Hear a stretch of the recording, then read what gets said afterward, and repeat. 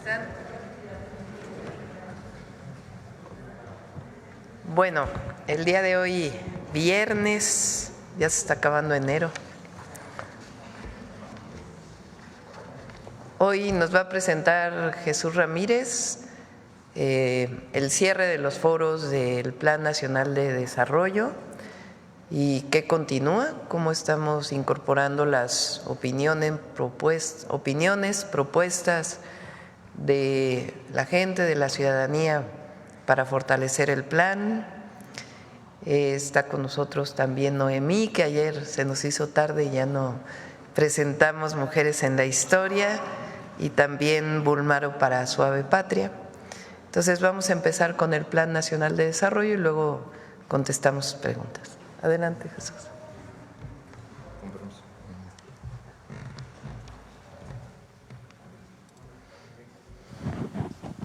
Sí, buenos días, Presidenta. Buen día a todos, compañeros periodistas y quienes nos siguen en las redes sociales. Pues se cumplió el plazo de la participación ciudadana para la integración del Plan Nacional de Desarrollo, como lo indica la Constitución, y solo vamos a recordar brevemente qué es este proceso del Plan Nacional de Desarrollo, que es la guía del gobierno para cumplir sus compromisos, para establecer, digamos, las soluciones a los problemas, las preocupaciones, reivindicaciones y aspiraciones del pueblo mexicano a lo largo de estos 6 años y la forma en cómo se va a ejecutar el gasto. Esa es, digamos, la integración Plan Nacional de Desarrollo. Adelante, por favor. Entonces, decir que hay un sistema nacional de planeación democrática que ordena el artículo 26, y de tal manera que al programa de gobierno, al proyecto de nación que en un inicio defendió la presidenta cuando fue candidata y los compromisos que adquirió, se integra, digamos, los 14 repúblicas, que son los 14 temas que incluyen sus propuestas, los 100 compromisos que se presentaron al inicio, el primer día de la administración, y pues a todo esto se suma, con la participación de la ciudadanía, las propuestas que van a fortalecer y enriquecer el Plan Nacional de Desarrollo. Entonces, durante el 6 de enero al 19 de enero se llevaron a cabo la mayor parte de los foros de consulta en las 32 entidades. En ellas participaron organizaciones obreras, campesinas, de la sociedad civil, pueblos originarios, instituciones académicas, investigadores, organismos empresariales, jóvenes, mujeres, personas adultas mayores, personas con discapacidad y, bueno, pues todos estos foros organizados por todas las dependencias del gobierno federal para lograr que se llevaran a cabo en las 32 entidades. Entonces, bajo la coordinación de la Presidencia de la República, ahí se va a redactar, una vez recogidas las propuestas de que sean, ahorita vamos a informar cuántas, ya ayer terminamos la recopilación de las propuestas, tanto en línea como en los foros, y el número resultó muy interesante. Y bueno, después de que se recuperen estas propuestas, se integrará un documento, digamos un documento primero que, digamos, tiene una parte de principios ideológica de lo que es el proyecto de nación, los principios que guían la acción del gobierno, junto con las acciones que va a llevar a cabo para atender los compromisos, para atender las reivindicaciones y para cumplir con la Constitución. Y una tercera parte del documento es, digamos, propiamente el aterrizaje técnico, presupuestal de cada una de las dependencias, de cómo se va a atender los temas nacionales. Y que al final, una vez entregado a la Cámara de Diputados, antes de que se cumpla el final del mes de febrero, pues tiene que publicarse en el Diario Oficial de la Federación, y después a través de la Secretaría de Hacienda y la Cámara de Diputados pues se va a dar seguimiento al cumplimiento de todos los compromisos, metas y todos los programas que considera el Plan Nacional de Desarrollo. Entonces, ahora sí vamos a informar, este es el proceso del Plan Nacional de Desarrollo, y vamos a informar cómo fue este proceso, que fue muy participativo, que tiene novedades y que pues por primera vez mucha gente se sintió pues convocada, invitada y sobre todo pues con mucho ánimo de participación.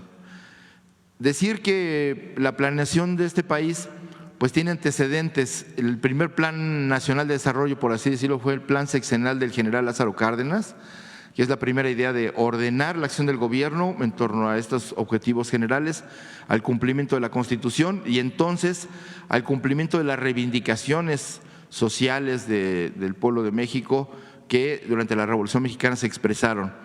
Y entonces este plan pues incluía la reforma agraria, la recuperación de los recursos del subsuelo en manos de la nación, el fortalecimiento de la democracia sindical y del mejoramiento de la vida de los trabajadores y de los campesinos.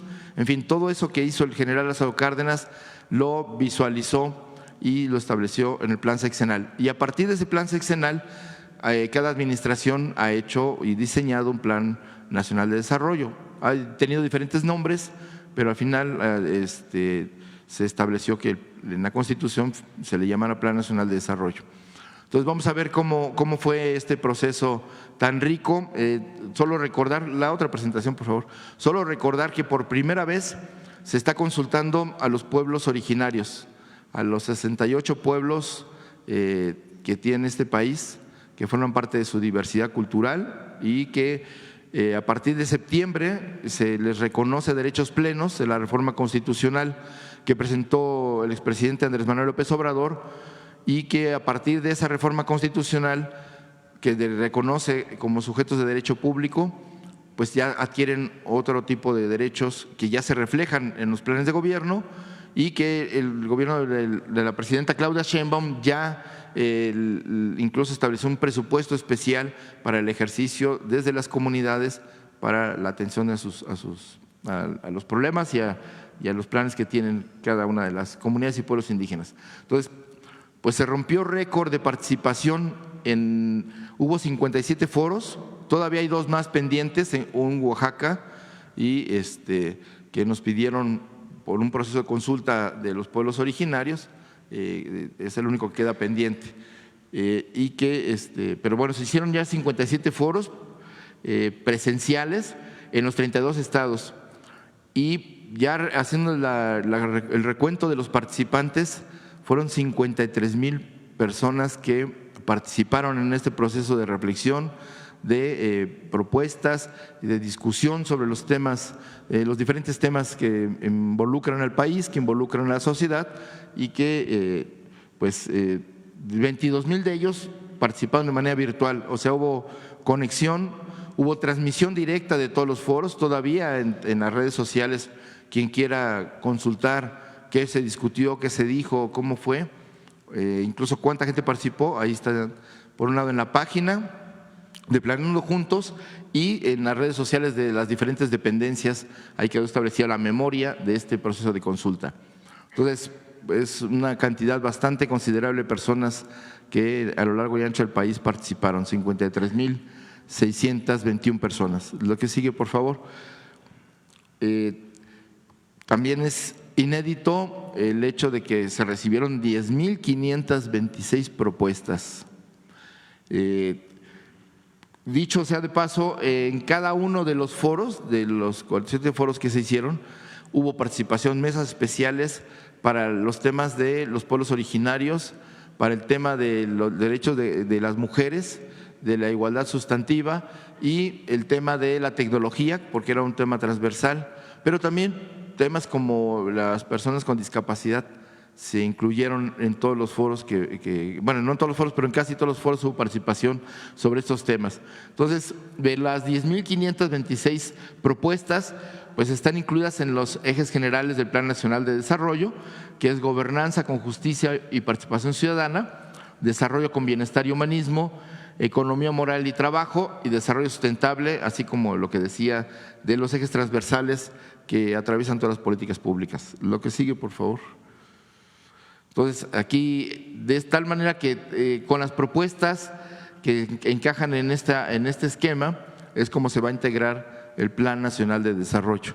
Entonces, un agradecimiento pues a los ciudadanos que participaron, a las organizaciones que elaboraron, a los académicos que hicieron su trabajo de pues hacer propuestas, pensar, hacer diagnósticos, y sobre todo a las dependencias que pues se abocaron a organizar con la participación y ayuda de los gobiernos locales de los 32 estados. Los gobiernos se involucraron en la participación y la organización de estos foros de consulta. Y bueno, pues esto es lo que podemos informar de manera muy puntual. Muchas gracias a todos los que participaron y tengan la plena conciencia y sobre todo pues la certeza de que sus propuestas están siendo tomadas en cuenta, están siendo sistematizadas, son muchas. Hay unas muy elaboradas y hay otras que son propuestas mucho más sencillas, pero que pues encajan en el plan general, y de tal manera que podemos decir que el Plan Nacional de Desarrollo pues está siendo elaborado con la participación pues de todos los sectores del país. Gracias. Gracias.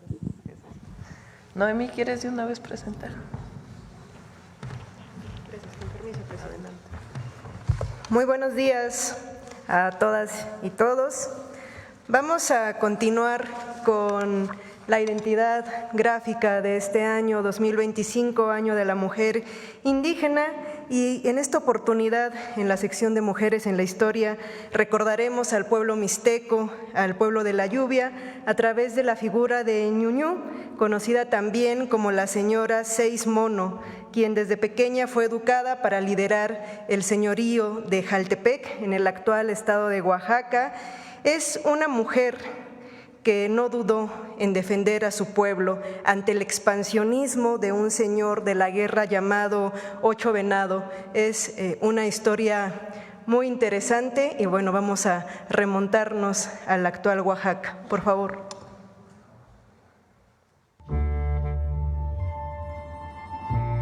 Ñuñú o la señora Seis Mono, así conocida por su fecha de nacimiento,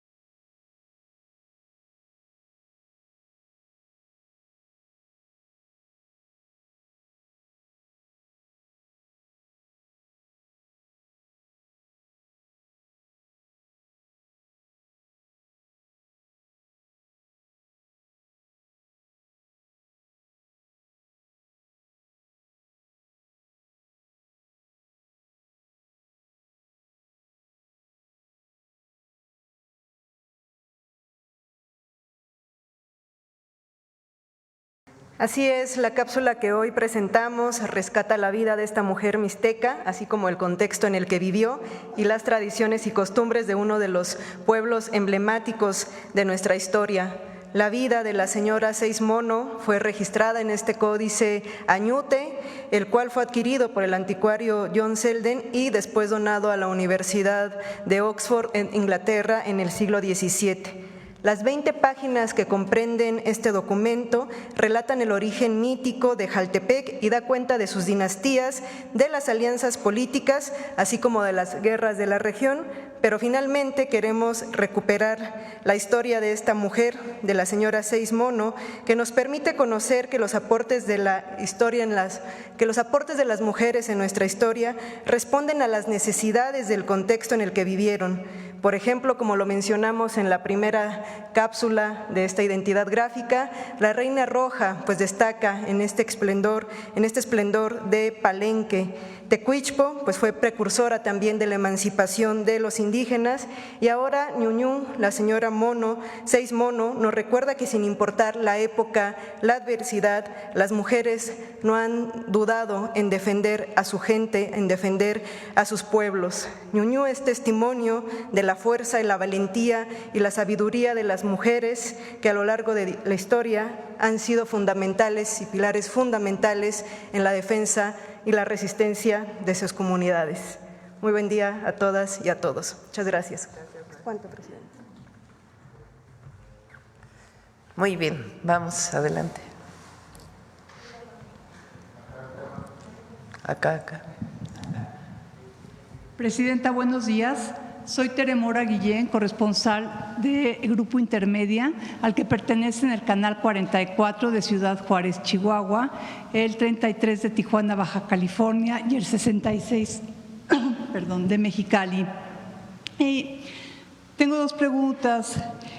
Primero, en casos concretos de Baja California y Chihuahua, en donde Grupo Intermedia tiene canales de televisión y con el propósito de apoyar las acciones del gobierno federal, ¿cuántos albergues se tienen contemplados y cómo se tiene garantizado el abasto de alimentos, la electricidad, agua y contarán con calefacción ante las inclemencias del tiempo? ¿Y estos albergues qué capacidad van a tener? A ver si me presentan a ver si está la presentación que hizo Rosicela, el día que presentaron aquí los centros de atención que le llamamos.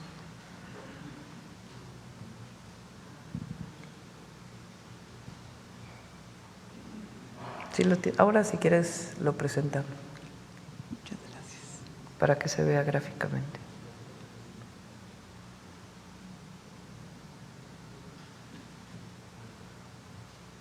Si quieres vamos con la siguiente y ahora… La siguiente pregunta, Presidenta, al ser considerados los cárteles como organizaciones terroristas, ¿se entiende que persona u organización vinculado directa o indirectamente con algún cártel está bajo investigación directa, esté donde esté por parte del gobierno estadounidense? En el pasado se calificó a figuras como Rafa Márquez o el cantante Julián Álvarez en la lista negra del Departamento del Tesoro estadounidense. ¿Qué medidas tomará el gobierno de México ante futuros casos como estos, Presidenta? Todavía no está el decreto que firma el presidente Trump. Establece un periodo para el análisis en caso de que definieran a una organización como terrorista, cuál sería y sus consecuencias de esta definición. Nosotros tenemos un equipo de abogados que está haciendo el análisis por las implicaciones diversas que pudiera tener. ¿Qué estamos haciendo para combatir a estas organizaciones delictivas? Porque el tema aquí no es si estamos… si ayuda, vamos a ponerlo así, la definición de organizaciones terroristas más allá de la propia definición a combatir a estas organizaciones. Esa es, digamos, la pregunta. ¿Y cuáles serían las implicaciones? Porque finalmente, ¿qué es lo que ha manifestado públicamente el presidente Trump? Que no quiere que llegue fentanilo a los Estados Unidos. Pues nosotros no solo no queremos que llegue fentanilo a Estados Unidos, sino no queremos que llegue a ningún lado. O sea, nosotros estamos combatiendo a estos grupos criminales y lo que queremos es la colaboración y la coordinación. Las decisiones unilaterales no ayudan, lo que ayuda es la colaboración. Entonces, lo que estamos haciendo es un análisis jurídico de qué implicaciones tendría para pues, diversas organizaciones que no están vinculadas y que pudieran con esta decisión generar un problema económico, digamos, y en todo caso hacerle un planteamiento a Estados Unidos, que es lo que estamos trabajando, de cómo colaborar juntos, cómo coordinarnos para disminuir la violencia en México, evitar el tráfico de armas de Estados Unidos a México y al mismo tiempo pues evitar que llegue esta droga a los Estados Unidos o a cualquier joven de cualquier lugar del mundo. Entonces, ¿qué estamos haciendo nosotros? La campaña contra el fentanilo, el trabajo del Gabinete de Seguridad, que es muy importante, la incautación histórica que se ha hecho de esta droga y otras drogas como las metanfetaminas y otras drogas, y el planteamiento es la coordinación, la colaboración en el ámbito del respeto mutuo y el respeto a nuestras soberanías. Y además tenemos un grupo de análisis de abogados que está haciendo estos análisis. Entonces, ¿cuál es el mensaje? Es ¿ayuda o no esta definición a evitar que el fentanilo llegue a cualquier joven de cualquier lugar del mundo? ¿Y ayuda esta definición a combatir a estos grupos criminales o no? Y en eso es en lo que estamos trabajando y en esta comunicación que estamos teniendo con el gobierno de Estados Unidos y que se va a fortalecer una vez que, digamos, se asiente el gobierno de Estados Unidos, que lleva, ¿qué? 4 días, ¿no? 5 días, desde el lunes, y que pues ya habrá los grupos de trabajo de alto nivel conjunto que nos permita colaborar, coordinarnos para la construcción de la paz en nuestro país, evitar la entrada de armas a México, evitar la llegada de fentanilo a cualquier lugar, a cualquier joven, a cualquier persona, y al mismo tiempo pues ir construyendo la seguridad y la paz con justicia. Muchas gracias. Vamos a ver si están los albergues. Nada más el mapa, que por cierto ahí estaba mal puesto Mexicali y Tijuana. Ahí está. En Baja California son 2 centros de atención que tienen en algunos lugares más espacios para albergues, o sea, porque albergues que te quedas ahí, ¿no? Y el objetivo no es que permanezcan ahí mucho tiempo las familias, depende de ellos, es voluntario o la persona, sino que los podamos trasladar ya con un empleo y todos los apoyos que se están dando a su lugar de origen o a donde ellos decidan. Entonces son 2 en Baja California, Tijuana y Mexicali, 1 en Nogales, Sonora, 1 en Ciudad Juárez, 1 en Nueva Rosita, en Coahuila, 1 en El Carmen, Nuevo León, y 3 en Tamaulipas, Matamoros, Reynosa, Nuevo Laredo.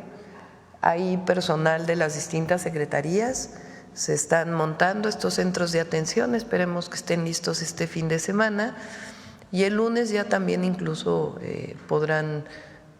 podemos presentarlos aquí, podemos mostrarlos, y la idea es que quien decida regresar de manera voluntaria o que por alguna razón sea deportado, podamos recibirlo con este programa que se llama México te abraza.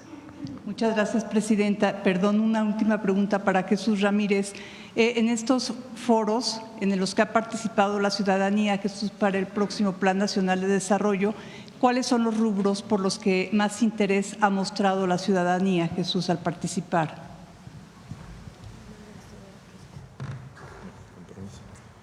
Sí, bueno, hay ya no lo mostré en ahorro de tiempo, pero por ejemplo el foro indígena, participaron los 68 pueblos, el foro fueron cerca de 4,000 personas entre representantes de las comunidades, las autoridades de las comunidades, los consejeros de los pueblos, además de delegaciones de diferentes regiones que acudieron por motu propio y por su pie a participar. Entonces, en el caso de los pueblos indígenas se desbordó porque además en cada uno de los 57 foros hubo una mesa dedicada a los pueblos indígenas para que la perspectiva de cada uno de los temas de energía, de proyectos de infraestructura, en materia de propuestas económicas, en fin, todos los aspectos que aborda el Plan Nacional de Desarrollo, estuviera el punto de vista de los pueblos originarios.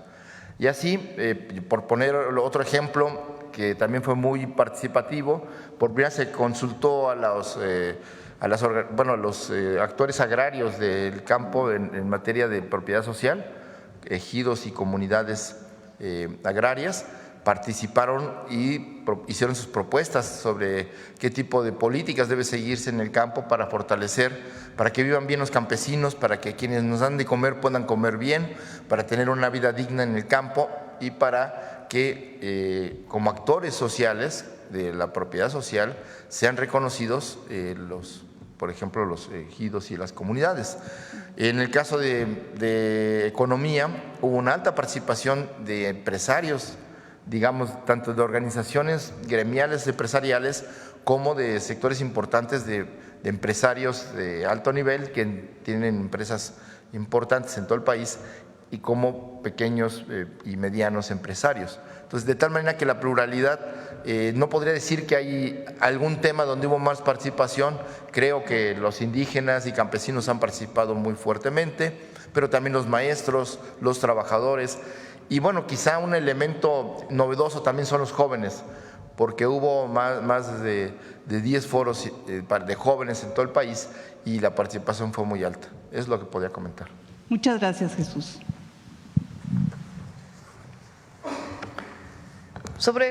Me quedé con sobre este tema que preguntaste de catalogar a algún grupo criminal como terrorista.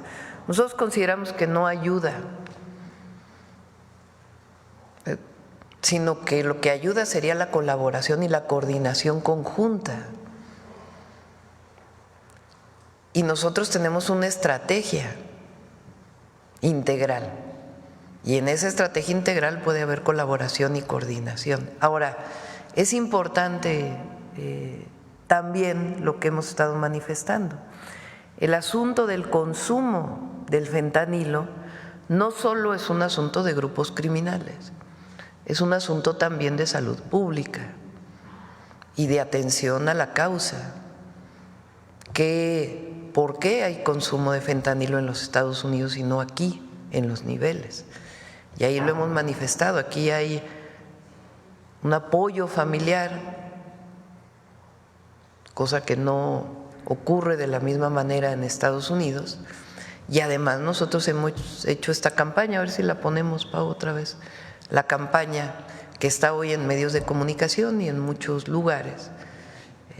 Y lo que queremos pues es la construcción de la paz, evitar el tráfico de armas de Estados Unidos a México y que el fentanilo no llegue a ningún lugar, ni en México, ni en Estados Unidos, ni en ningún lugar del mundo. Gracias. Gracias. A ver si ponemos la…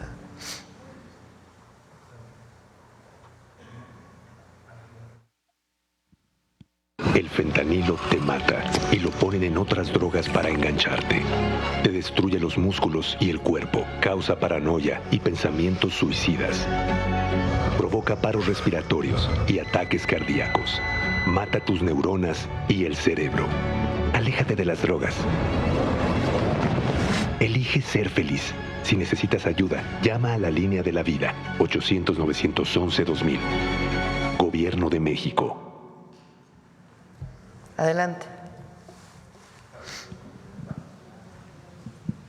Muchas gracias, Presidenta. Buenos días. Luis Ángel Marín, de la cadena Radio Resultados. Sobre el tema, primero, preguntarle a Jesús, hablaba Jesús de pues que el foro del tema de las comunidades indígenas y afromexicanas había sido los más concurridos. Preguntarle si las propuestas, ¿hay alguna que hable acerca de el respeto a las tradiciones, a los dialectos, a las lenguas, pero sin dejar de que haya progreso en las comunidades. No sé si hubo un tema que tenga que ver con eso, sería mi primera pregunta. Esta idea de que el progreso va en contra o por encima, vamos a ponerlo así, de las comunidades indígenas, nosotros no estamos de acuerdo con ellos. Esta idea de hace mucho tiempo de que el progreso tenía que ver con dejar de ser una comunidad originaria, y no, pues nosotros hablamos de progreso con justicia, y la justicia tiene que ver con la recuperación, el reconocimiento de los pueblos originarios y de los pueblos indígenas. ¿Qué sería? No seríamos lo que somos como país si no fuera por las culturas originarias. Entonces, cuando hay una obra en algún lugar, ¿qué es lo que se hace? Una consulta. Ayer comentábamos que uno de las experiencias muy reveladoras de cómo la Cuarta Transformación trabaja de una manera distinta es la presa del Zapotillo, en Jalisco. Es una presa que estuvo la obra abandonada durante mucho tiempo y que era importante para llevar agua a la zona metropolitana de Guadalajara y a las comunidades cercanas. ¿Qué se hacía antes? Pues con la represión se movía a las comunidades, muchas de ellas que iban a ser inundadas por una presa. ¿Qué se hizo ahora? Se trabajó con las comunidades, se logró una innovación tecnológica en la cortina de una presa que hoy tiene ventanas para evitar las inundaciones. Se logró un plan de justicia con todas las comunidades, reconociendo su origen, sus necesidades, su cultura, todo. Entonces, esta visión de que el progreso va por encima de las comunidades es una visión muy antigua con la que no estamos de acuerdo. Muchas gracias, Presidenta. No sé si quieres agregar algo. Gracias. Sí, nada más abonando lo que dice la Presidenta, que creo me parece importante. Hay quienes piensan que defender el maíz, que defender las culturas, defender las formas de vestir o los textiles, las aportaciones estéticas de los pueblos, la visión de los pueblos, su lengua, son elementos del pasado. Yo creo que hay que pensar que la modernidad tiene que ver también con la historia y con el origen cultural de los pueblos, y que la modernidad es justo reconocer ese origen y potenciarlo hacia el futuro, pues a través de las nuevas tecnologías, a través del respeto y el reconocimiento de los derechos plenos de los pueblos. Y un elemento central que sí estuvo presente en ese foro fue la defensa y protección de los diferentes maíces nativos de México, no solo como un grano que dio origen a las civilizaciones, que permitió la sobrevivencia y la resistencia de los pueblos, sino como un elemento de alimento para el pueblo de México que, libre de transgénicos, garantiza pues que pueda consumirse de manera segura para alimentar a la gente. Entonces, ese son, junto con la idea del ejercicio presupuestal que van a hacer los pueblos por primera vez en la historia, en 500 años, los pueblos originarios ahora van a tener un presupuesto propio, y eso fue parte del debate, cómo lo garantizar, cómo las autoridades indígenas le van a poner el ejemplo a las autoridades formales de nivel municipal, estatal y federal en el ejercicio democrático de un presupuesto que será vigilado por las asambleas de cada pueblo. Entonces, había un debate de que la obligación moral, el ejemplo que tenían que poner los pueblos que iban a por primera vez recibir este presupuesto, pues era un elemento central de la ética de los pueblos frente al resto de la sociedad, para demostrar que no son un signo de atraso, sino por el contrario, son un elemento que le aporta y enriquece a la sociedad mexicana, y que con la visión del mundo y su arraigo a la tierra, pues permiten también una visión de futuro para la nación. Gracias. Gracias, sí, muy importante siempre respetar la esencia de nuestras culturas de la par del progreso. Presidente, en otro tema, la Cámara de Diputados está hablando de reajustar el presupuesto 2025 por el tema de la llegada de migrantes. ¿Ya se ha hablado en qué rubro sería el ajuste? No es necesario, está contemplado en presupuestos para alguna emergencia. O sea, hay una partida presupuestal para alguna emergencia y entre ello puede ser la consideración de centros de atención, de albergues, entonces no es necesaria ninguna modificación. ¿Se quedará tal cual el presupuesto 2020? Sí. Muy bien. Presidente, en otro tema pues relacionado con lo que ha pasado con Donald Trump, hay reacciones a nivel mundial. En el foro de Davos, ayer el Ministerio de China hablaba de lo complicado que sería una guerra comercial. Decían que nadie gana en una guerra comercial. Y el día de ayer, la directora general de la OMC, Ngozi Okonjo, hablaba también de esto, que es complicado, que una guerra comercial tendría consecuencias catastróficas para el crecimiento mundial. ¿Cuál sería su comentario al respecto? Pues yo no veo una guerra comercial. Bueno, esto en referencia a lo que pretende Donald Trump con Canadá, con México, con China también. Bueno, ayer habló de otra manera de México, por cierto. Sí, ya cambió un poco, afortunadamente, el tema. Ahí habló de eso, gracias. Sí. Bueno, el presidente Trump tiene su visión del uso de los aranceles, tanto económica como frente a una negociación con un país. En el caso de México, lo que hay pues es colaboración, cooperación, coordinación con respeto a nuestras soberanías en todos los temas, en el tema de migración que les interesa a ellos y además nosotros tenemos una estrategia desde que entramos al gobierno que es un avance, una continuación con algunas cosas nuevas de la estrategia de migración que siguió el presidente Andrés Manuel López Obrador, siempre con acuerdos con Estados Unidos, en su momento con el presidente Trump en su primer periodo, después con el presidente Biden y ahora nosotros en este diálogo pues con los acuerdos que tengan que tomarse y además nuestra propia definición en el tema de seguridad, también la coordinación, la colaboración en el marco de nuestras soberanías, pero siempre buscando pues los objetivos comunes en el marco de cada uno y nuestra visión de que la atención a las causas es fundamental, además de disminuir la impunidad en esta estrategia de 4 ejes.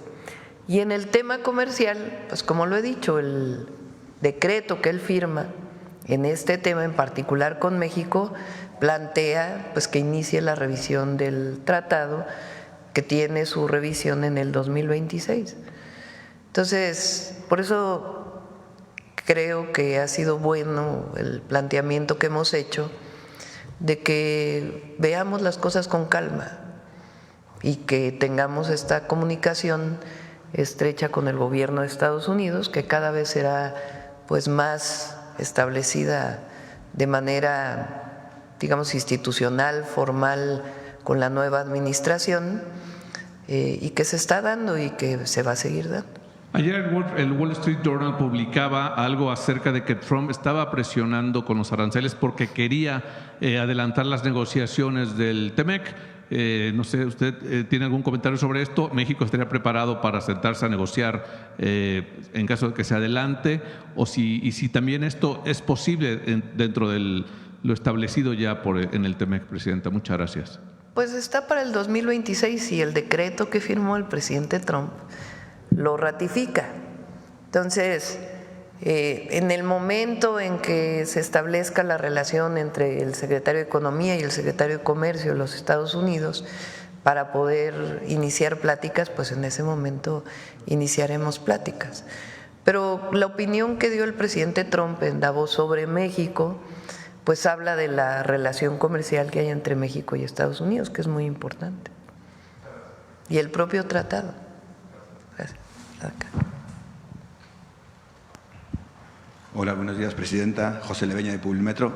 Ayer no sé si pudo ver que Elon Musk reposteó un mensaje en el que se vincula a Carlos Slim con el narco. Parece que últimamente todo lo que tiene que ver con México está vinculado con el narco y el sufijo narco es narcopresidente, narcopresidenta, narcoempresario. Me gustaría saber su opinión sobre esto que está pasando de que se vale todo en redes sociales y se hacen acusaciones al aire y esto puede repercutir también en el valor de las empresas en México. Primero, es falso.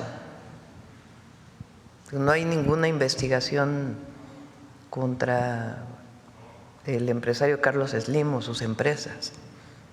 Entonces, ¿de dónde sacan eso? Segundo, México es un país grandioso y no vamos a permitir que se le etiquete, que se asocie a México con el tema del narcotráfico, como han querido ponerlo en muchas de las series. Entonces,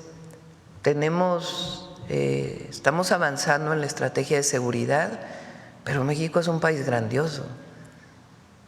Somos una potencia cultural. Nuestras familias son solidarias, nuestros pueblos son originarios y solidarios. Se recupera la grandeza de México. Y por eso este himno migrante me gustó mucho, porque es el legado de grandeza lo que tenemos. Pues México además es la 12ª economía del mundo. Aquí se produce una gran cantidad de vehículos, se produce desde la producción primaria hasta los servicios. Ayer presentó Josefina que aumentó casi en 8% el turismo en el cierre del 2024 frente al año anterior. Y muchos de los que vienen a México son ciudadanos estadounidenses que vienen a gozar de la grandeza de nuestro país, de sus playas. En la Ciudad de México ha aumentado muchísimo el turismo. Entonces, México es un país grandioso y tenemos que estar muy orgullosos. Y este asunto de que en una red social se ponga una palomita, un corazón a algo que es falso, pues no ayuda. Entonces, y aquí también hay muy buenos empresarios en México y empresarias que invierten todos los días en nuestro país. Entonces, no estamos de acuerdo con eso. Y la defensa de México siempre, de quienes somos, y además, repetimos, es falso, tan es falso, pues que no hay ninguna investigación en ningún lugar del mundo. Por otro lado, en el tema también de las persecuciones, como usted ha comentado que en Nuevo León hay problemas con la Fiscalía, últimamente se está haciendo una persecución política a Alejandra Morales, que se presentó como candidata al municipio de San Nicolás de los Garza por Movimiento Ciudadano. Hoy se la trata de vincular a proceso y se trató de aplicarle prisión preventiva y solo no se le ha aplicado por el hecho de estar embarazada. Me gustaría saber su opinión sobre el uso de las fiscalías en temas políticos. Se la acusa por violencia política. Las fiscalías tienen que hacer investigaciones con base a pruebas, con base a las carpetas, a las pruebas que tienen para construir sus carpetas de investigación. Entonces, el uso político no debe ser, pero no conozco este caso, la verdad. No podría yo determinar, tendría que determinar la Fiscalía. La declaración por la que se le acusa es que le dijo a Liliana Olivares del PAN: definitivamente es vergonzoso que mujeres como ella estén en cargos de poder para no poder, porque realmente no puede tomar ni siquiera una decisión. Y por eso es que se le está ¿vinculando a proceso? No. Si este es el caso, pues no estoy de acuerdo. Okay. No, las fiscalías tienen que actuar con pruebas y no políticamente. Eso. Y ya por último, ayer, previo a los 100 días de gobierno de Clara Brugada, se entregaron los primeros apoyos a los varones, a varones de 60 a 64 años. Usted lo prometió el 1 de octubre, habló que se iba a aplicar. ¿Cuándo se va a extender al resto del país? Porque estoy seguro que muchos varones están deseando. Bueno, a ver, el programa, y así lo defiendo yo, es para mujeres. Los estados pueden, por supuesto, dar la parte que le corresponde a los varones. ¿Y por qué? Las mujeres hemos estado vinculadas a los cuidados, no porque deba ser así, siempre lo aclaro. Tenemos que colaborar en el cuidado del hogar, en el cuidado de los hijos, la pareja, porque hay distintas parejas, pero en particular en la pareja hombre-mujer, pues tienen que colaborar los dos en el hogar. Esta idea de catalogar, de orientar a que las mujeres somos las que tenemos que lavar los trastes, trapear, llevar a los hijos a la escuela, cuidarlos, es esta idea del pasado de que la mujer era la que se quedaba en el hogar y el hombre salía a trabajar. Todos tenemos que colaborar en el trabajo de los cuidados, pero las mujeres hemos sido las que estamos vinculadas a los cuidados. Entonces, lo digo así siempre en las asambleas desde la campaña y lo pregunto al auditorio en las asambleas, ¿quiénes somos las que nos dedicamos al cuidado de los hijos?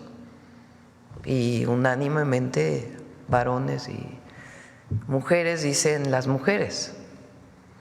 ¿Quiénes somos las que principalmente estamos cuidando del hogar? Las mujeres. ¿Quiénes somos las que, de broma siempre digo, cuidamos hasta los maridos? Sí, porque es algo que parece que esa es la tarea que se nos ha dado y la hemos desarrollado, repito, no porque sea correcta, pero así ha sido. Entonces, el apoyo que estamos dando, el apoyo de Mujeres Bienestar de 60 a 64, tiene que ver con el reconocimiento de ese trabajo, porque es un trabajo no remunerado, es un trabajo que muchas veces está asociado a dobles o triples jornadas para la mujer, y entonces es un reconocimiento a ese trabajo que hemos hecho las mujeres. Y además permite que las mujeres tengan un apoyo económico que a veces no tienen porque esperan que la pareja le dé el recurso para poder tener sus propios gastos. Y en este caso, aunque es poco recurso, pues es para ellas, para que ellas decidan en qué lo utilizan directamente. Entonces es parte de este sistema de cuidados que estamos desarrollando, que tiene que ver también con los CESIs de los que hemos hablado, para que las mujeres puedan trabajar y puedan dejar a sus hijos en un lugar seguro, educativo, de cuidados. Entonces, a nivel nacional va a ser para las mujeres. En el caso de la Ciudad de México, Clara tomó la decisión de que fuera universal. También en Tabasco, el gobernador May también está impulsando esto, y nosotros por lo pronto lo vamos a dejar para las mujeres. Acá.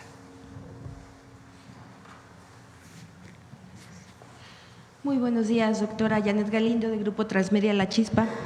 Primeramente, quisiera saber, en cuanto a este Plan Nacional de Desarrollo, en torno a la participación de los jóvenes, ¿qué porcentaje aproximadamente fue la participación de los jóvenes? Y también los foros que se llevaron a cabo en cuanto a las escuelas, tengo entendido que también estuvieron participando padres de familia. ¿Cuáles han sido las mayores demandas por estas personas, jóvenes y padres? Gracias.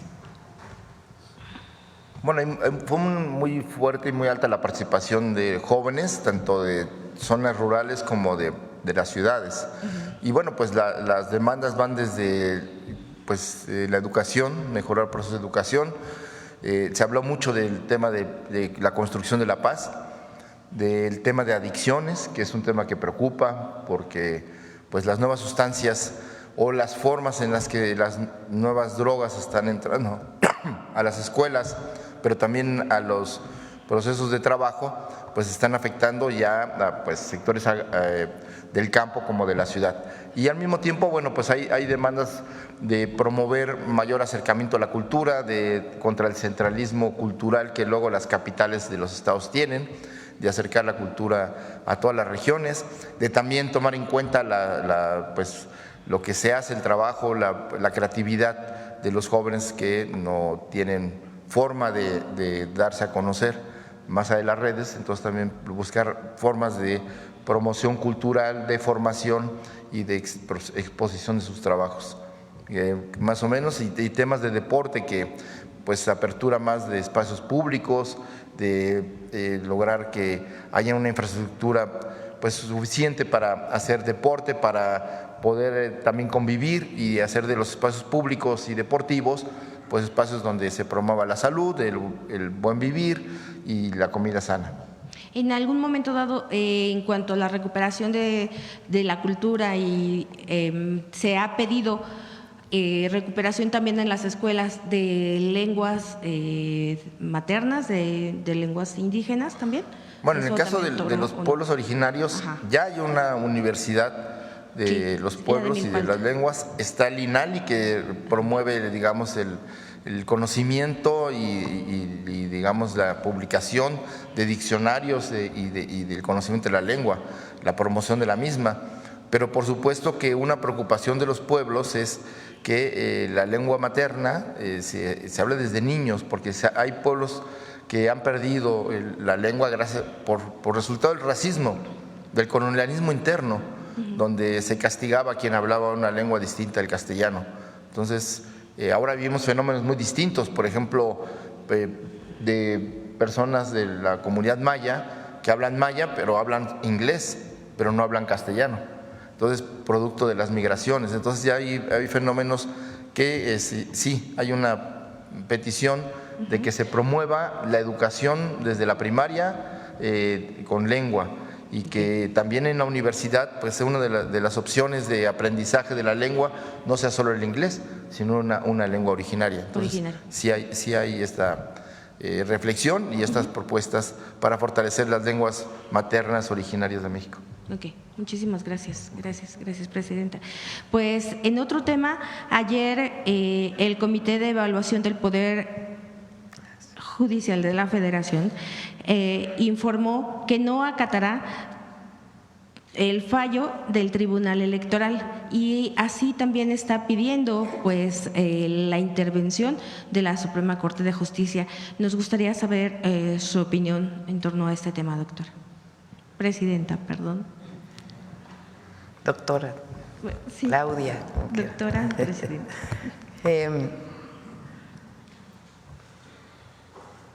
Se empeña el Poder Judicial o algunos ministros y ministras de la Corte en que no salga la elección, nada más que ellos ya se van en agosto. Ahora, ¿qué pienso? Que hay que resguardar los derechos de quienes se inscribieron. Digamos, ya el Tribunal Electoral definirá qué procede en el caso de esta negativa. A nosotros nos parece realmente absurdo porque ¿por qué abren esa es la pregunta?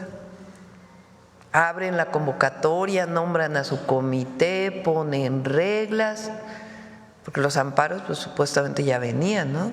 Y a la mitad del proceso lo cierran. Hay que preguntarse por qué, a quién afectan. Pues a las personas que se inscribieron con el Poder Judicial. ¿Qué pretenden? ¿Que no siga el proceso? Eso no va a ocurrir. Entonces el Tribunal Electoral, la Sala Superior, tiene que determinar qué hacer para resguardar los derechos de las personas que se inscribieron con el Poder Judicial, dado que el Poder Judicial se niega a seguir con su proceso. Puede dividir, por ejemplo, entre los otros dos comités, por decir algo, una hipótesis, para la evaluación de las personas que se inscribieron ahí. Pero el Tribunal Electoral tiene que determinar las sanciones a la Corte y al mismo tiempo resguardar los derechos para que después no digan que el proceso tiene problemas porque no se resguardaron los derechos de los que se inscribieron con el Poder Judicial. Ahora, el 1 de junio va a haber elección. Eso lo determinó el pueblo de México, ya está en la Constitución. Hoy leía uno de estos comentócratas que decía, para que se mejore la relación con Estados Unidos, que yo no veo que esté mala la relación, para que se mejore la relación, que se suspenda la elección al Poder Judicial. Como, ¿y qué tiene que ver las peras con las manzanas? Entonces, va a haber elección porque está en la Constitución, porque así lo decidió el pueblo de México y porque va muy bien el comité del Poder Ejecutivo, que por cierto, a las 3 mujeres del comité del Poder Ejecutivo, todo mi reconocimiento, porque, como les había dicho, el doctor Quijano tuvo un problema de salud, recientemente tuvo un problema de salud también, no grave, el doctor Saldívar, y las 3 mujeres siguen ahí trabajando. Entonces, todo mi reconocimiento porque han hecho un trabajo extraordinario y ellas ya van a determinar, ellos y ellas, quiénes van a quedar el 31 de enero. El Poder Legislativo también va avanzando muy bien. El Poder Judicial, pues que el tribunal diga, porque quedan pocos días, de una vez que resuelva qué va a ocurrir para salvaguardar los derechos de quienes se inscribieron en el Poder Judicial y luego no digan que tiene problemas todo el proceso porque no se resguardaron los derechos. Entonces, que resuelva y a lo mejor los otros 2 comités pueden ayudar. Y ya sobre los ministros y ministra de la Corte que no quieren, pues digo ya, lo bueno es que ya en agosto ya deja su espacio para que entre un nuevo Poder Judicial elegido por el pueblo de México. Muchísimas gracias. Y en otro tema, no sé si nos pudiera comentar o profundizar un poquito más sobre la llamada que tuvo ayer con el presidente de Brasil, con Lula da Silva, cuáles fueron los temas de mayor trascendencia. Muchísimas Hablamos gracias. Él hizo la llamada y agradezco mucho. El presidente Lula es pues un hombre extraordinario que es un símbolo no solamente de Brasil y la lucha progresista, sino también de América Latina.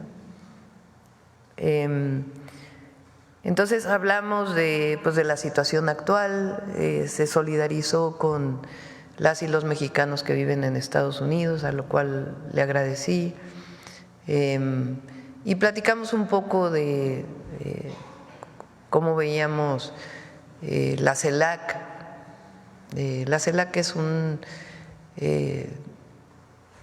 pues una unión de todos los países de América Latina y el Caribe que toma decisiones por consenso. En marzo deja la presidenta Xiomara la presidencia y entra el presidente Petro, de cómo fortalecer esta organización, nuestra solidaridad con Panamá. Hablamos de varios de estos temas y también de temas bilaterales, educativos, culturales, de la relación con Brasil. Me invitó a que asistiera a Brasil, le dije que pues ya le agradecía muchísimo y ya lo veríamos, y también pues evidentemente la invitación a que pudiera venir el presidente Lula, pero ya lo iremos viendo.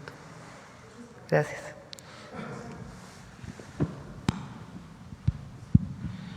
Presidenta, muy buenos días. Ramón Flores del Centennial Informant de Humanoid de Inglaterra y funcionarios que la acompañan. Retomando el tema del compañero de la Fiscalía de Nuevo León, existe en el estado de Nuevo León una tremenda crisis de seguridad jurídica que se ha ido agudizando a medida que las fuerzas políticas predominantes siguen tratando de tener mayoría en el Congreso local para conservar el control de la Fiscalía General de Justicia y el Tribunal Superior de Justicia y con ello impedirle al Poder Ejecutivo que pueda gobernar. Ambas instituciones de procuración de justicia están controladas de manera mafiosa por los partidos de oposición en aquella entidad, por el PRI y por el PAN. Hasta nuestra redacción llegan constantemente denuncias de violaciones a los derechos humanos de los neoleonenses perpetradas por los funcionarios de la Fiscalía, quienes en contubernio con los jueces penales siembran el terror de las personas que tienen la desgracia de acudir a dichas instancias. Como botón de muestra le traigo en esta ocasión el caso de una conocida empresa familiar con más de 70 años de servicio, la cual está siendo afectada por el actuar faccioso de la Fiscalía General de Justicia en complicidad con el Poder Judicial de dicho estado. Esto debido a que es del dominio público que estas instituciones son controladas por personajes políticos y funcionarios desde cuyos espacios de poder están alineados al priista Adrián de la Garza Santos, actual presidente municipal de la ciudad de Monterrey, capital del estado, quien aspira a ser el siguiente gobernador.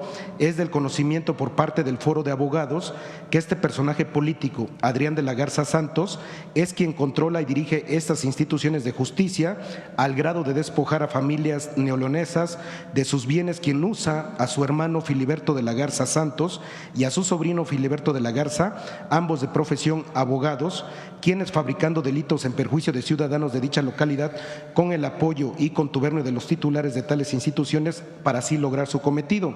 Tenemos documentado, ahorita le voy a pasar todos los documentos a Paulina, que un asunto de carácter mercantil suscitado entre dos hermanos que disputan derechos societarios de la empresa, Adrián de la Garza, el presidente municipal, así como su hermano y sobrino, contra todo derecho, lo convirtieron en un asunto penal, acusando a uno de los hermanos de cometer el supuesto delito de despojo de la empresa familiar, siendo que dicho hermano es dueño del 50% de la empresa.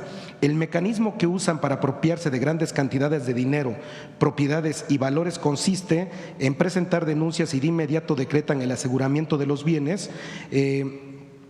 Quienes, se los conceden son los jueces penales, Presidenta. El caso que le acabo de presentar es conocido ya por la gente de Nuevo León, porque además en esa trama se encuentra involucrado un licenciado de nombre Jorge Alejandro Treviño Garza, personaje conocido en el medio porque ha defraudado a varios empresarios. Señora Presidenta, la gente de Nuevo León le agradece que haya retomado la reforma que propuso el presidente Andrés Manuel López Obrador en materia judicial y están felices de que el primer domingo de junio van a votar a los jueces para que impartan justicia al pueblo y también esperan ansiosos que pronto se pueda reformar a las fiscalías para que el pueblo las elija, porque fíjese usted, Presidenta, que en Nuevo León al fiscal interino lo nombró exactamente Adrián de la Garza y creemos que con la elección de fiscales vamos a avanzar mucho mejor en la procuración de justicia.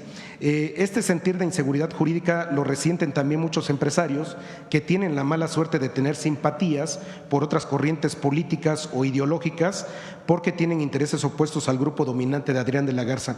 Señora Presidenta, ¿qué opina de lo que está pasando en el estado de Nuevo León en estas dos instituciones entre la Fiscalía y el Tribunal Superior de Justicia? Cuando estuve recientemente en Nuevo León, dije en mi discurso, acostumbro decir lo mismo,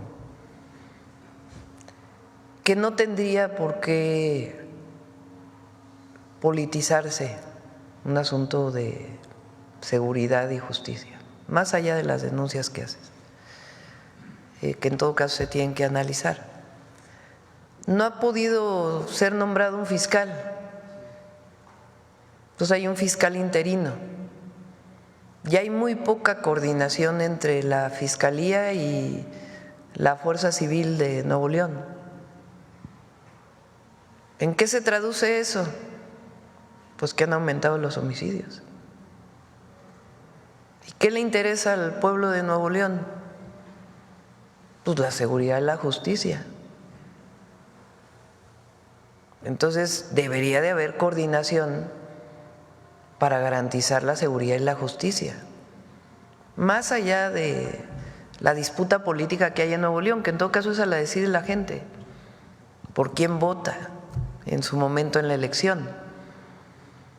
pero el fiscal interino que esté ahora, si es que no hay acuerdo ahí entre las fuerzas políticas para nombrar un fiscal o una fiscal, pues tienen que dedicarse a su tarea de hacer carpetas de investigación para garantizar la paz y la seguridad. Y tiene que coordinarse, aunque no esté de acuerdo y sea de otro partido político, con el Ejecutivo para garantizar la paz y la seguridad en Nuevo León. Y ahí la coordinación con con el Gabinete de Seguridad siempre está. Pero esta disputa de que entre estas fuerzas políticas, pues que lo dejen para el día de la elección, y si son servidores públicos, que se pongan a hacer su trabajo, todos. Presidenta, sobre este mismo tema, estas personas que están siendo afectadas por la Fiscalía y el Tribunal Superior de Justicia podrían ser apoyadas por su secretaria de Gobernación y su Consejería Jurídica para que ya no sufran más injusticias. Sí, que se acerquen a Atención Ciudadana. Ok, ahorita le paso también los datos sí. a Paulina. Presidenta, también sobre otro tema, nosotros estuvimos en Washington, el compañero y un servidor, estuvimos cubriendo la toma de protesta de Donald Trump y del presidente Donald Trump, y muchos colectivos se nos acercaron y, si usted me lo permite, le mandan una carta porque dice así: Presidenta Claudia Sheinbaum Pardo, Presidenta de los Estados Unidos Mexicanos, estimadísima doctora Sheinbaum, los mexicanos en Estados Unidos nos dirigimos a usted con el más profundo respeto y consideración como ciudadanos mexicanos, preocupados por la situación de nuestros compatriotas. El DGT demanda la revisión de su anterior revisión que él demandó renegociar durante el sexenio del presidente López Obrador, siendo el mismo quien supervisó y aprobó el lenguaje final. Hoy de nuevo demanda ¿El qué, perdón? Sobre el TEMEC. Es lo que están, sí. Lo que pasa es que no lo traducí, perdón. Y entonces dicen que la relación comercial entre México y Estados Unidos ha sido históricamente significativa. México es hoy el socio comercial número 1 de Estados Unidos desde la fundación de Hoy los mexicanos en Estados Unidos contribuimos con aproximadamente $4 trillones anualmente al Producto Interno Bruto estadounidense, de un total de 35 trillones anuales.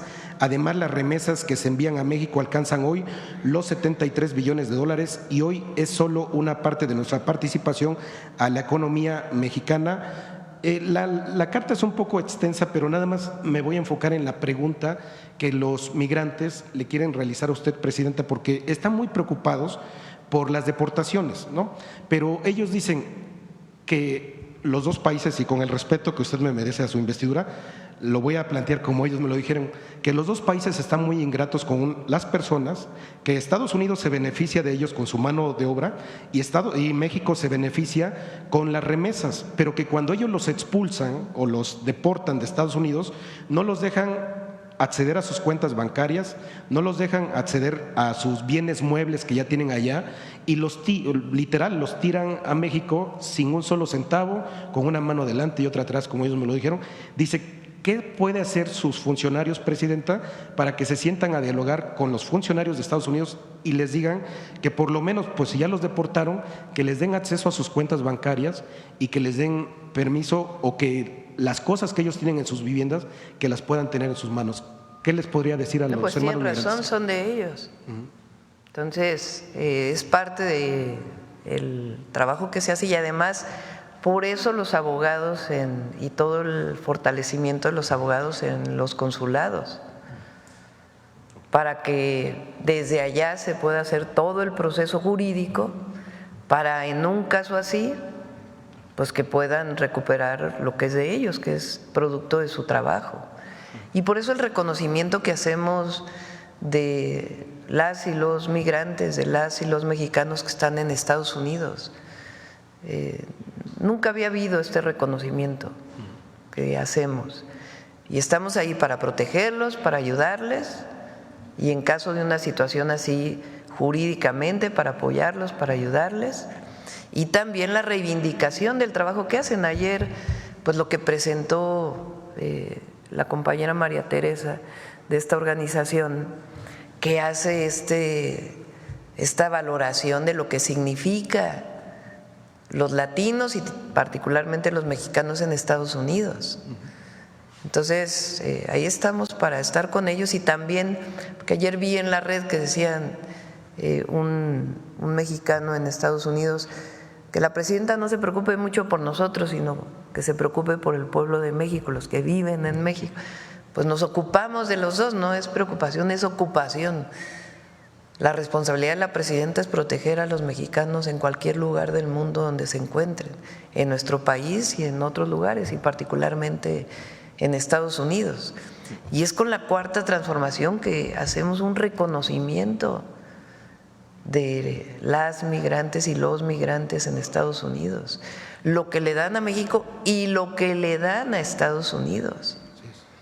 Eso no había existido nunca. Fíjense, a ver, ¿por qué no pones lo de las deportaciones con los presidentes? Con Bill Clinton, ¿quién estuvo con Bill Clinton? ¿Qué presidente estuvo con Clinton mexicano? Cedillo. Cedillo. Fíjense, a ver si ponen la gráfica.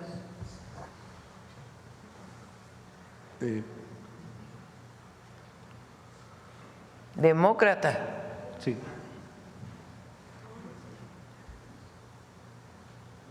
Más allá de… Pero estamos hablando de deportaciones de mexicanos a México.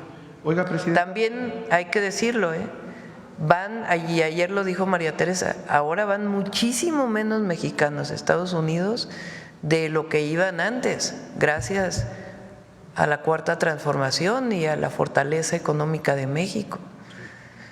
Pero miren, vale mucho la pena.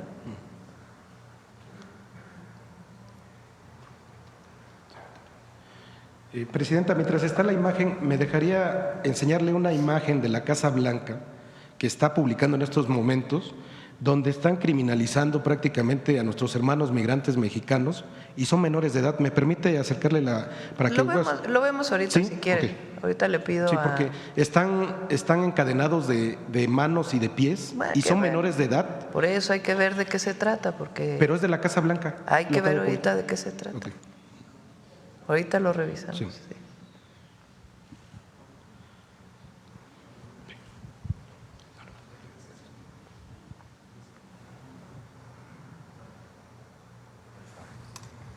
No, es la de los presidentes. Viene con todos los presidentes el número de deportaciones. Ahorita lo revisamos. Sí. Muchas gracias, presidenta. Gracias. Sí.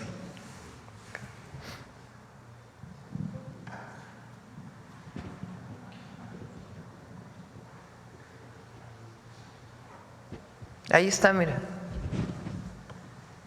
Miren Bill Clinton, el número de deportaciones de mexicanos por año, 1 millón en el 2000.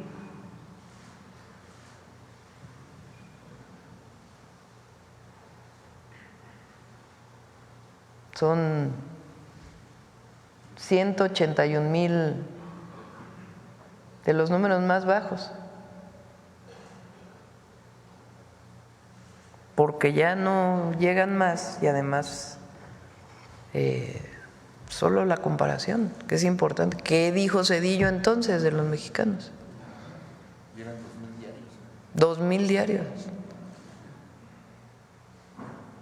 Entonces es muy fácil también para los partidos de oposición.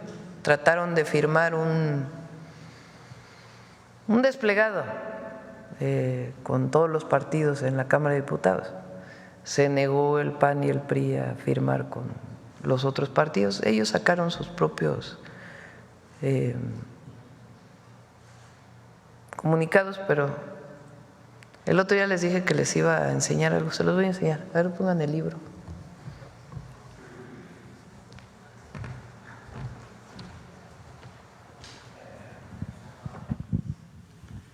Miren, este es nada más para que… Esto es histórico, No sé si conocen este libro de Labastida. Francisco Labastida Ochoa, La duda sistemática, autobiografía política. Epílogo de Luis Rubio. Al final de la jornada electoral, página, a ver qué página es. 218, a ver si corresponde, porque es fíjense, durante esas horas finales hubo mucha tensión al final de la jornada electoral, 2000 estamos hablando, ¿no? La elección de Fox. Me enteré de que el presidente Zedillo estaba grabando un mensaje. Le hablé y no me tomó la llamada. Líbano Sáenz sí me llamó, en parte para conocer cómo iba todo y en parte para disfrazar lo que Zedillo planeaba hacer. Cuando estaba iniciando mi discurso, la transmisión se interrumpió para pasar el mensaje del presidente Zedillo.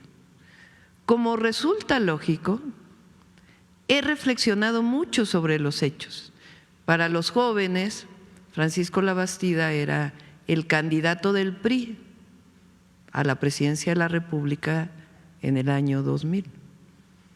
Y como todos sabemos, ganó Fox esa elección. La primera vez que el PRI no ganaba la presidencia y que ganaba el PAN. Como resulta lógico, he reflexionado mucho sobre los hechos que se dieron ese día, como este de interrumpir mi intervención cuando estaba dando el mensaje Labastida entre el mensaje de Zedillo.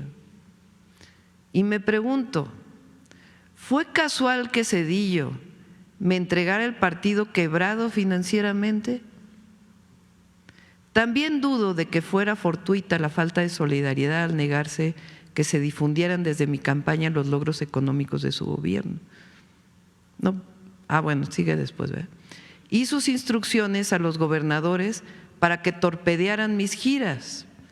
¿Qué lo motivó a Zedillo para, de acuerdo con este libro, boicotear de alguna manera la campaña de Labastida?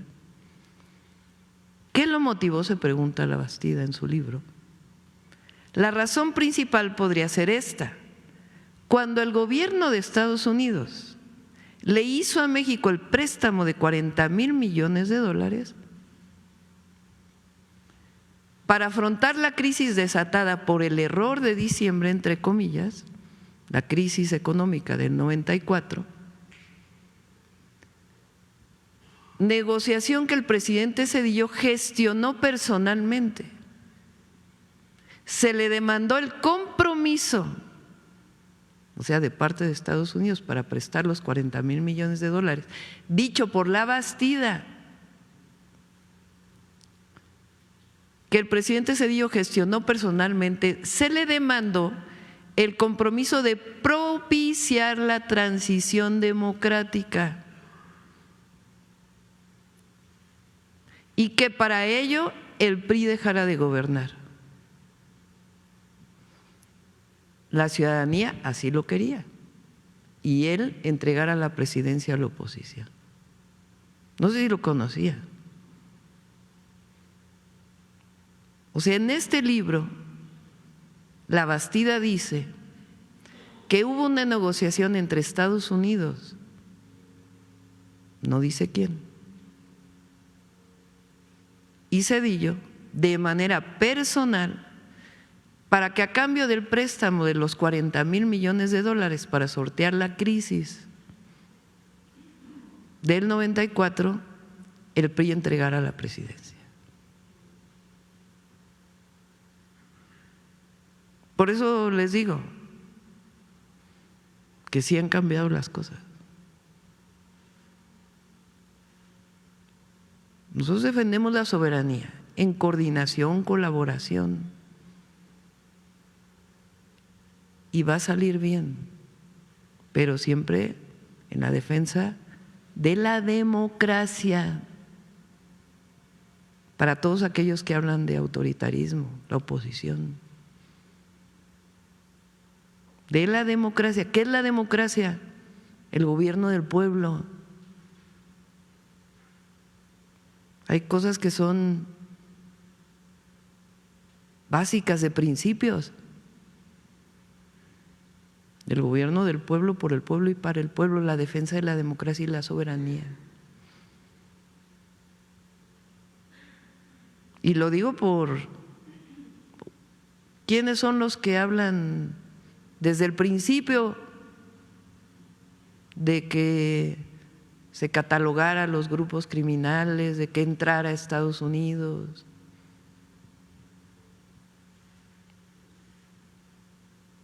¿Y quiénes son los que negociaron? Dicho por la Bastida, ¿eh? También lo dijo Madrazo.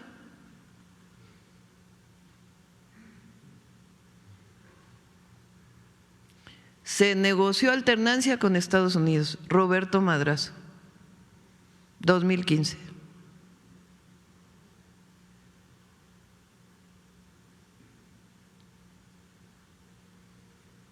Ahí se las dejo para el fin de semana, para que la analicen. Lo platicamos el lunes nuevamente, porque esto es historia, ¿eh? Esto es cómo se establece la relación con un país y otro, y a quién se representa. Gracias, Presidenta. Marco Antonio Olvera, del periódico digital Hidalgo News y del canal de YouTube México News World.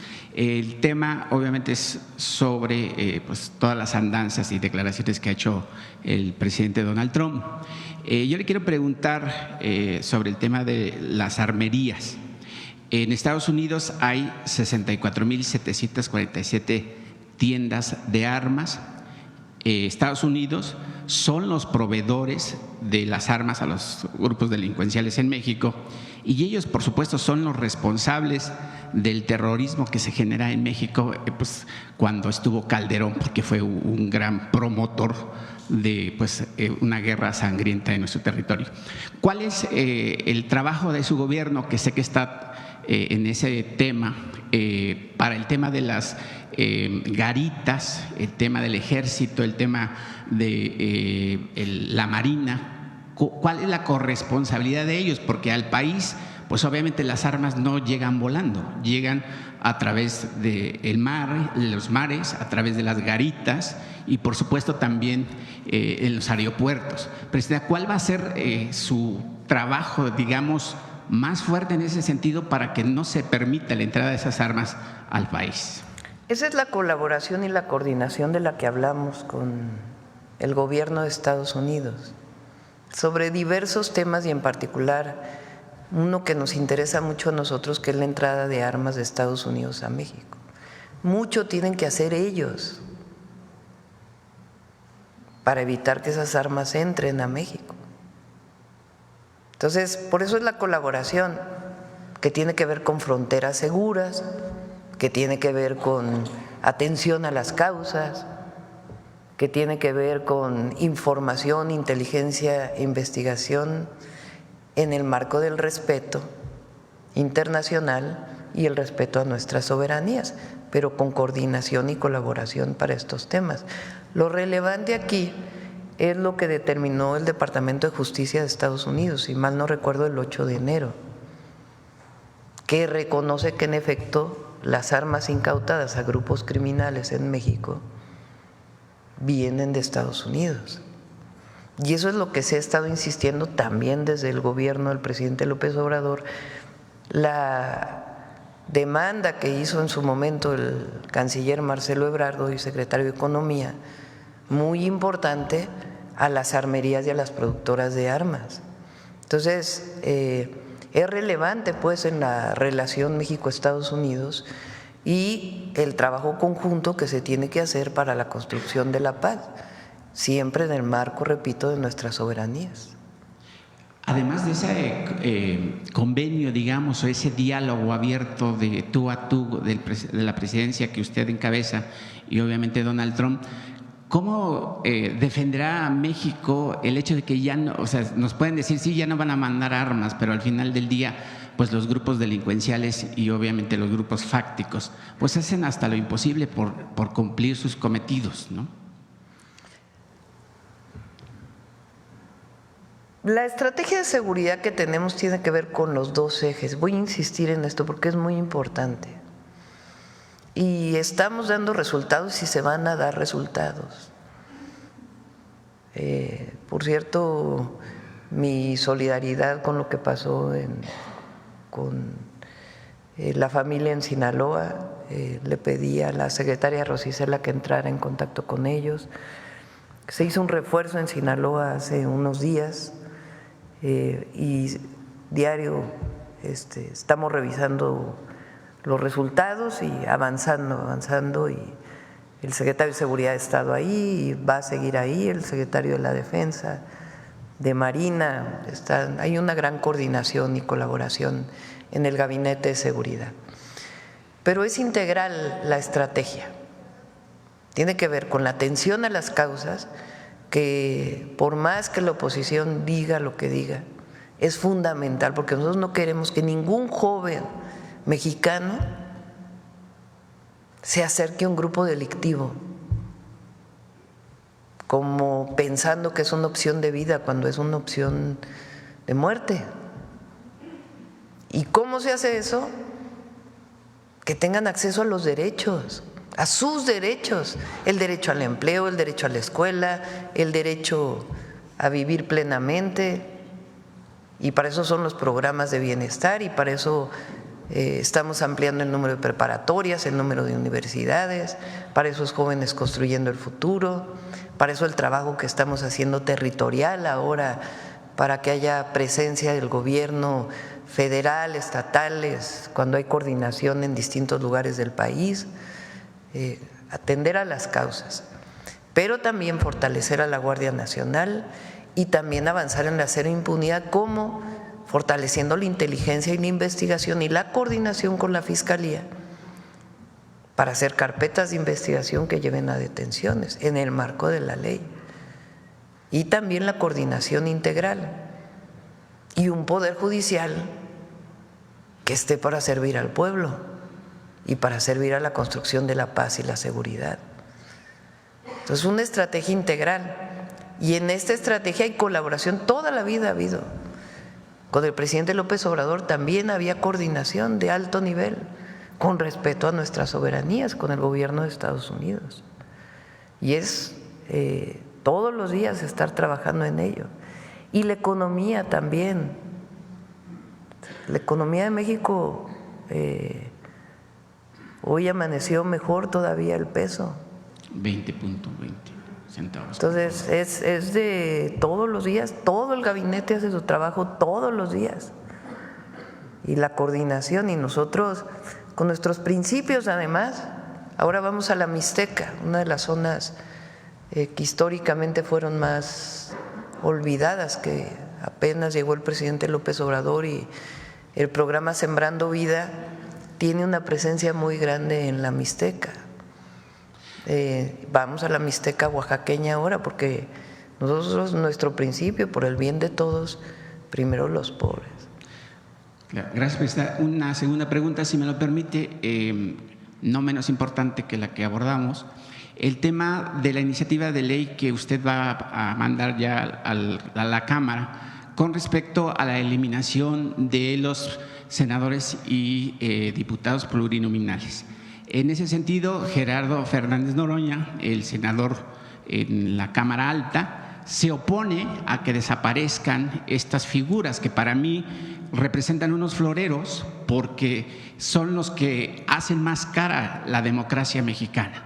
La democracia mexicana es los votos que ejercemos los mexicanos son uno de los más caros en el mundo, incluso de comparación con países de Europa.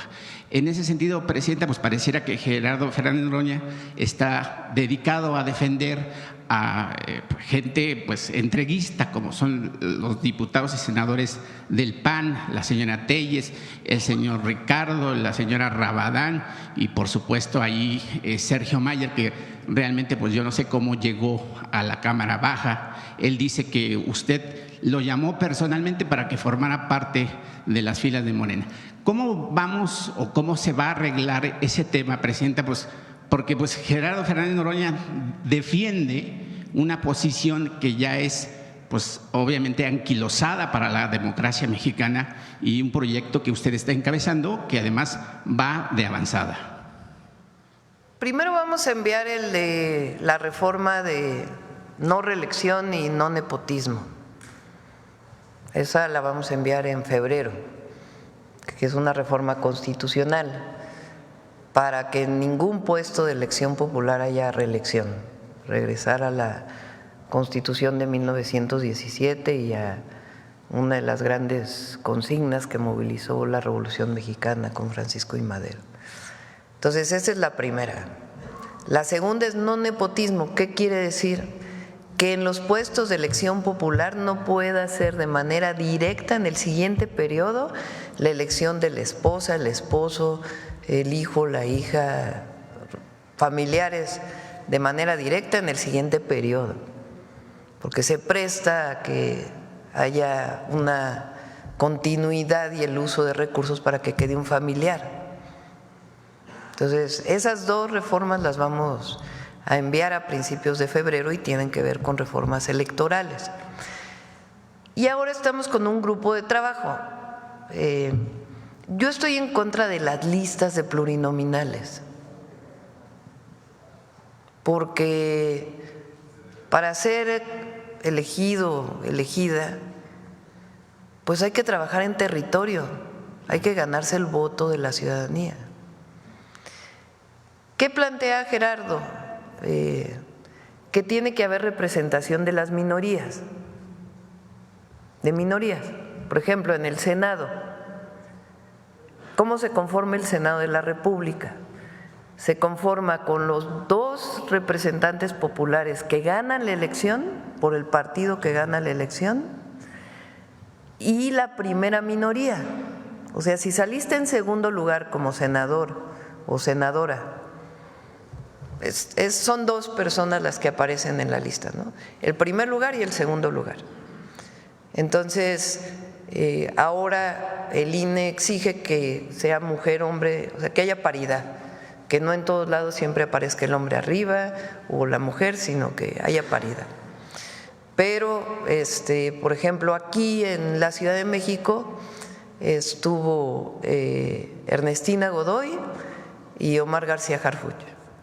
Entonces, Omar aparecía en primer lugar y Ernestina en segundo, porque hubo un acuerdo ahí en Morena de que quien había participado en la elección pudiera participar de senador. Ahora los 2 trabajan conmigo, afortunadamente, y fueron sus suplentes quienes tomaron el lugar. Pero así aparecía 2. Entonces, ¿quién gana la elección en la Ciudad de México para senador? Morena. Entonces entran ellos 2 de senadores. Pero también entró la primera senadora de la oposición que ganó en segundo lugar, Cintia, que también, por cierto, está con el Movimiento de Transformación. Así en todos los estados, entran los 2 primeros y luego la primera minoría. Ahí hay una representación de la minoría, de quien quedó en segundo lugar, como también ocurre, por ejemplo, en los casos de las presidencias municipales que entran por planilla y hay un porcentaje para cada partido. Entonces, Gerardo, ¿qué plantea? Que haya representación de las minorías. Habría que preguntarle a él si lo que defiende es la lista o la representación de las minorías. Entonces, lo que está, aparte en el Senado hay una lista. Entonces, hay los 2 que ganan, la primera minoría, y las listas de plurinominales. En el caso de la Cámara de Diputados, son 300 diputados y diputadas elegidos directamente por el pueblo, quienes ganan su distrito, y luego hay listas de plurinominales por circunscripción que depende, está establecido en la Ley de Procedimientos e Instituciones Electorales, quiénes son los que entran de la lista por circunscripción.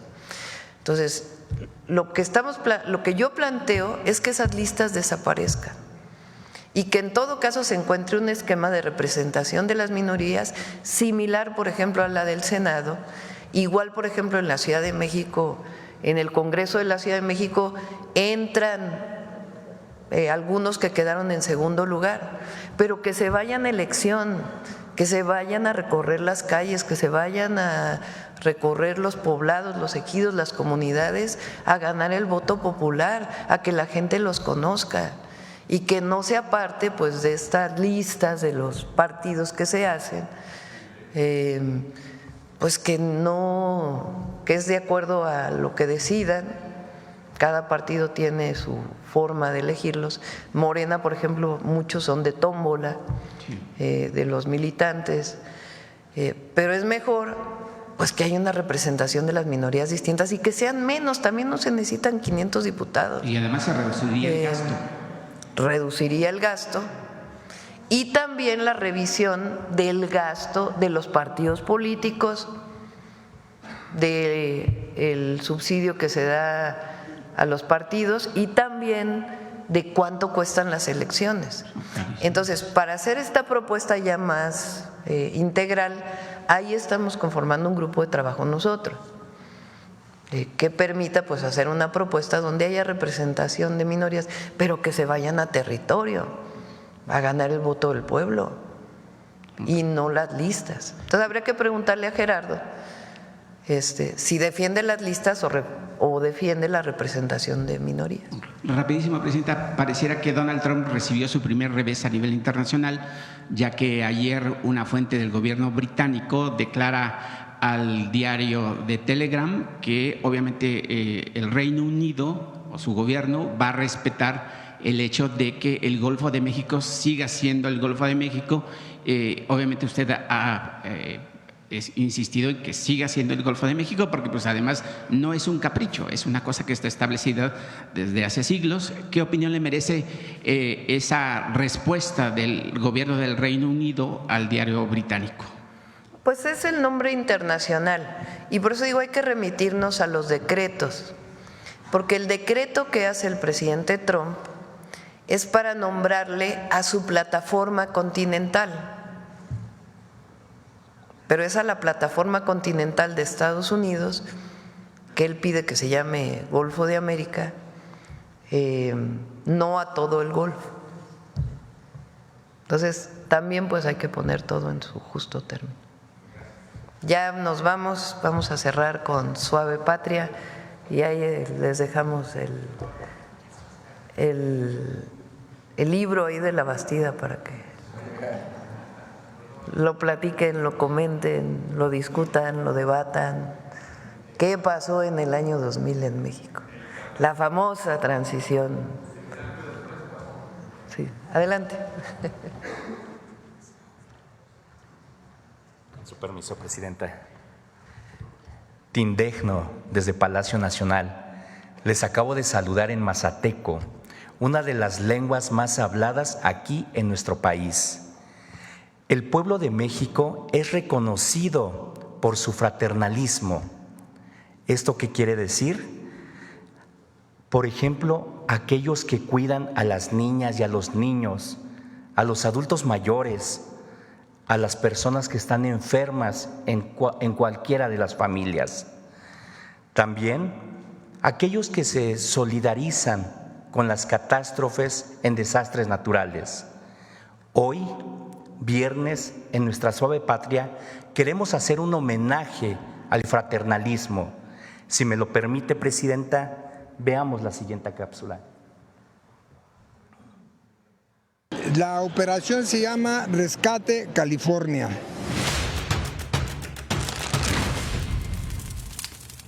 Héctor Méndez, presidente, fundador de Topos Azteca. Vamos a continuar nuestra labor que acabamos de concluir hace un mes en Valencia, España, y continuamos hacia California. Pasamos del problema de las aguas al problema del fuego. Algunos van a estar en el frente directo del fuego, que son los bomberos especializados, pero los Topos Azteca, como siempre, como en el volcán de fuego, como en el gran tsunami de hace 20 años en Indonesia, como en el ataque a Torres Gemelas, como los terremotos en Nepal, en Venezuela, como los deslaves en Brasil, etcétera, siempre Topos Azteca llegamos y nos sumamos al gran esfuerzo que genera ese gran motor que se llama amor y que se llama empatía. Esos somos los Topos Azteca, esos somos los mexicanos. El mexicano valiente, el mexicano entregado, el mexicano incansable. Aquí mi hermano con 80 años, yo con 78, y una de las nuevas generaciones, aquí el joven David, de nuestros nuevos valores. ¿Sí? Aquí estamos, la representación de Topos Azteca. Llegar y sumarnos, ¿verdad?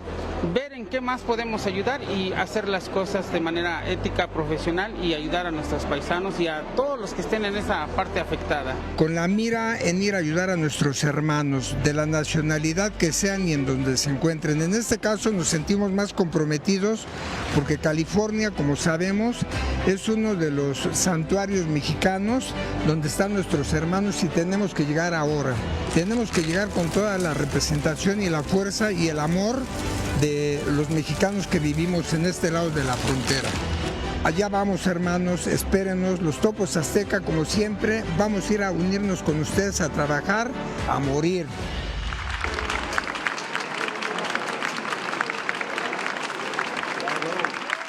¡Viva México! ¡Viva! ¡Viva México! ¡Viva! ¡Viva México! ¡Viva México! Como lo vimos en el video, cuando se trata de ayudar, el pueblo de México se une y no conoce fronteras.